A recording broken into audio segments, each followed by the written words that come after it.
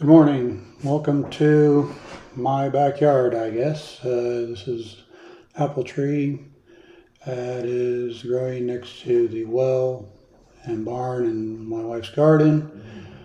The house is 100+ years old, so this apple tree is likely something about that as well. The previous owner's son, who's 75, told me there was a log cabin here before the house, so this place has been around a long time. This apple tree has been abandoned, the other apple trees as well, but this is the one closest to the house, so I'm going to clean it up first. The audio doesn't come in very well with the lift running and not having a proper microphone, so I'll try to explain what I'm looking for here. I'm looking down from the top of the tree. The nice thing about the lift is I can see the original structure of the tree when it was pruned properly, or more so, or at least what's left of it. There are some large leader limbs that are missing, so the tree will be a little bit heavy to one side when we're done, but will be you'll be able to see the scaffolding, if you will, of the limbs and the shape of the tree, and hopefully come spring it'll shoot out leaves and sprouts, and then next year we'll clean those up and thin them. But right now I'm just kind of pointing at areas that I'm thinking about cutting. Some of this is dead. You'll see me snap limbs off that are just dead. You'll see what might be like a fire blight or whatever, where the bark is dark and peeling. But then we'll also see green limbs and stuff, and I'll try to point those out as we go along. We'll skip ahead here and try to get to where the actual work is starting to take place. Remember, when pruning, the easiest way to know what needs to be removed on one of these trees is the letter D. If the descriptor word starts with the letter D, that piece needs to be removed. So dead, diseased, damaged, downward facing, improper divided. The word D is, or the letter D describes pretty much everything that needs to be removed, including just plain dislike it, as in it's not balanced or something like that.